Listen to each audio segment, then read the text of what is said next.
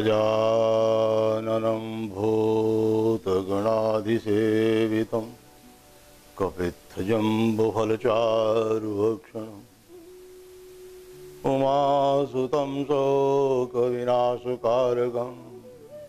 नमामि विघ्नेश्वरपादपङ्कजम्। अखण्डमण्डलाकारं व्याप्तं येन चराचरं तत्पदं दर्शितं येन तस्मै श्री गुरुवे नमः। बंशी विभूषितकरा नवनीरदाभा पीताम्बरादरुणबिम्बफलाधरोष्ठात् पूर्णेन्दुसुन्दरमुखात् अरविन्दनेत्रात् कृष्णात् परं किमपि तत्त्वमं न जाने।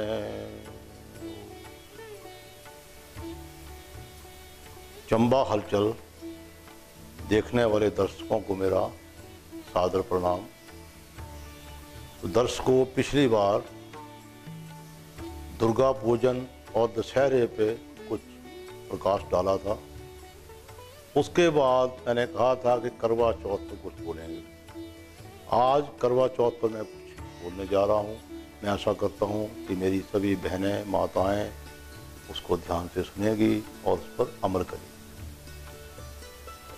सनातन संस्कृति में त्योहार और व्रतों का बहुत महत्व है। इन्हीं में से एक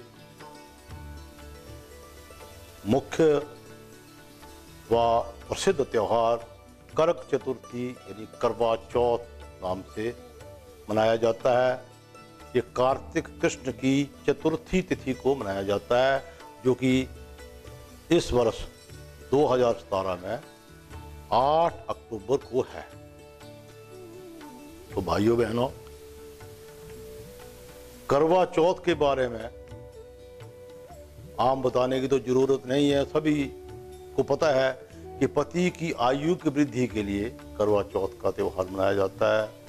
उस दिन सुबह सरगी खा करके पूरा दिन निर्जल, जल अन्न कुछ भी ग्रहण न करके शाम को चंद्रमा को अर्घ्य दे करके हमारी माताएं बहनें जो है वो प्रसाद ग्रहण करती हैं।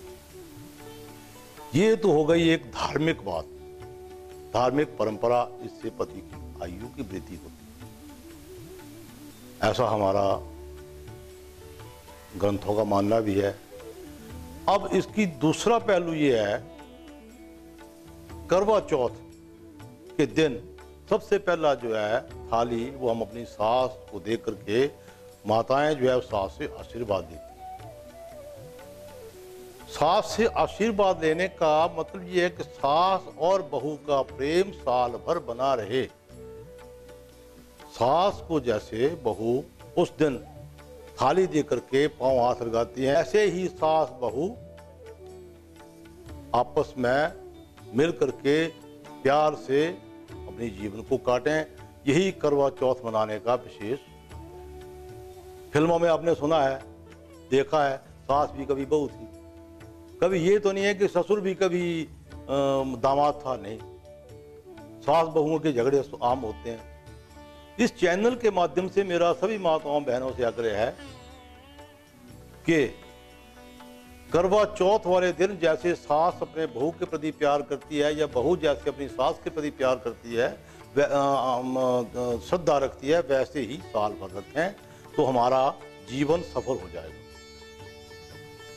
रही बात पति की आयु की वृद्धि की। आयु की वृद्धि वैसे तो हानि लाभ जीवन मरण यश अपयश विधि हाथ ये लिखा है, पर आयु की वृद्धि तभी होती है कि जब आदमी चिंता से मुक्त हो, अवसाद से मुक्त हो। यानी कि पति के साथ पग पग पर, जैसे सावित्री, सीता, जो भी हमारी माताएं हुई हैं वो चलती थी, वैसे चलें तो पति की आयु की वृद्धि होती है। एक बार तो पति को पूज लिया, साल भर उसको पूछा नहीं, ये नहीं है। दूसरी बात, करवा चौथ में गौरी की पूजा का विधान है। गौरी का पूजन ही क्यों होता है, ये विशेष रूप से मेरी माताओं और बहनों को जानने की जरूरत है। वहां भी लिखा हुआ है सप्तपद में, भवताम सुख विच्छन्ति गौर आराधन तत्परा।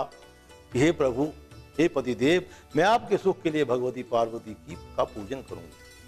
अब माताएं तो पार्वती भी है, लक्ष्मी जी भी हैं, सरस्वती जी भी हैं। सरस्वती का पूजन होने से बुद्धि सद्बुद्धि आएगी, लक्ष्मी का पूजन धन की वृद्धि होगी।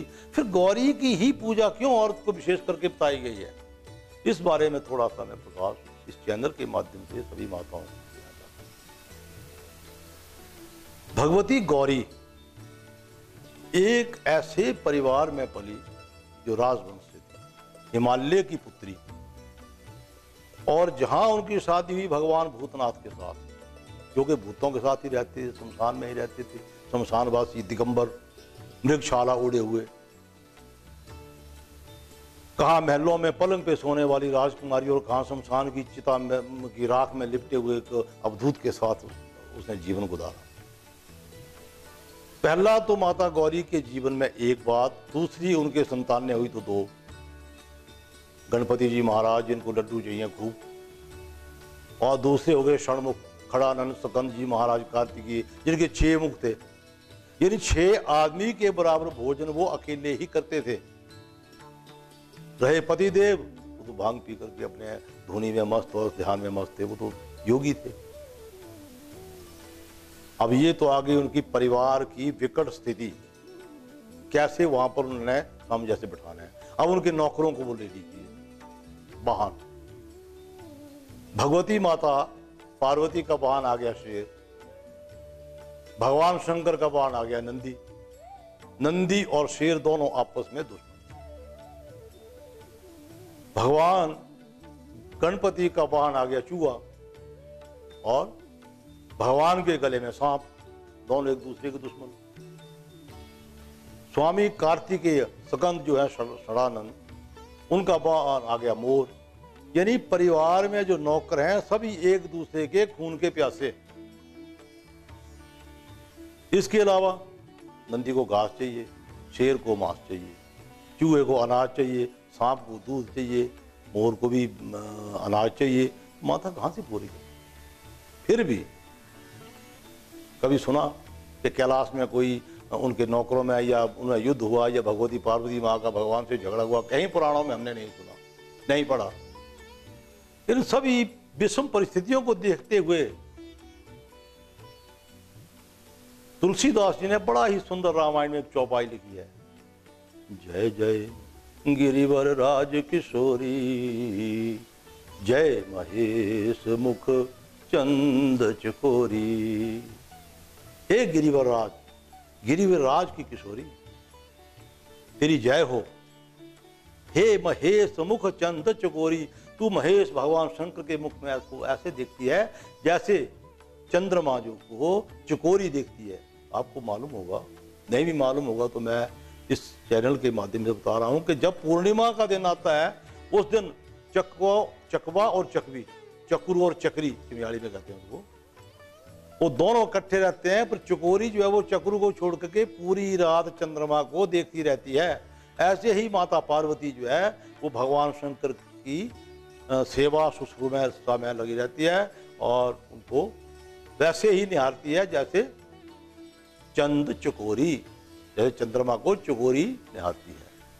इस चैनल के माध्यम से मेरा सभी माताओं बहनों से आग्रह है कि करवा चौथ का व्रत बड़ी धूमधाम से लें। आपके पति दीर्घायु हों, आप सदा स्वस्थ रहें, सुखी रहें, परिवार में आपके खुशहाली आए। पर आप ये ना भूलें, आप माता पार्वती की तरह भगवान शंकर को जैसे वो निहारती थी वैसे आप भी अपने पति को ऐसे निहारें। कैसे? महेश मुख चंद चकोरी, जैसे महेश जी वो कहते थे चंद चकोरी, चंद्रमा को देख करके चक्री जैसे देखती रहती है, वैसे अपने पति से प्यार करें, तभी उनकी आयु बढ़ेगी। यत्र नार्यस्तु पूज्यन्ते रमन्ते तत्र देवता। ये पुरुषों की तरफ से भी मेरा एक उनको पुरुषों को भी आग्रह है कि वो भी ये ना समझें कि वो हमारी दासी है। शास्त्रों में ये भी लिखा हुआ है यत्र नार्यस्तु पूज्यन्ते रमन्ते तत्र देवता। देवताओं का वहीं पर वास होता है जिस घर में नारियों की पत्नी की इज्जत होती है। संतुष्टो भर्ता भार्या तथैव च ये यस्मिन कुले नित्यम कल्याणम तत्र वे ध्रुवम। जिस घर में पति से पत्नी और पत्नी से पति संतुष्ट रहता है वहां निश्चय ही कल्याण होता है, इसमें कोई संशय नहीं है, ये ध्रुव सत्य है। पिछली बार भी मैंने कहा था कि इस बार करवा चौथ जब मोखने वाली नहीं है, क्योंकि करवा चौथ में बृहस्पति का वालत्व दोष आ रहा है, यानी अस्त पड़ रहा है। अस्त से 3 दिन पहले उसका वालत्व दोष होता है, इसलिए करवा चौथ मोखने वाली नहीं है। और वैसे कई बहनें भी फोन कर रही हैं जी कि पहले जिसकी शादी हुई वो ले सकती है, नहीं ले, ऐसा कोई विधान नहीं है कि ना ले, सभी व्रत जो ले सकती हैं, इसमें कोई ऐसी वो नहीं है कि पहली बार आपने लेना है तो कोई अच्छा दिन देखना है या कितने बजे शुरू हुआ कितने बजे खत्म होगा, ऐसा कोई नहीं है। वैसे तो तृतीया 2-2:30 बजे तक है, उसके बाद चतुर्थी लगेगी। आप चतुर्थी का मतलब होता है कर्क चतुर्थी का कि जिस वक्त हमने अर्घ्य देना है, चंद्रमा निकलेगा उस वक्त चतुर्थी होनी चाहिए। सुबह जब अर्घ सर्गी खाते हैं उस टाइम तो तृतीया ही होती है मोहम्मद। इसमें कोई नहीं है कि चतुर्थी में हम सर्गी खाएं, अर्घ्य देने के वक्त चतुर्थी होनी चाहिए। तो इस बार अर्घ्य देने के लिए खुला टाइम है, 2-2:30-3 बजे तक, शाम तक, रात तक, मतलब चतुर्थी है, कोई ऐसी प्रॉब्लम नहीं है।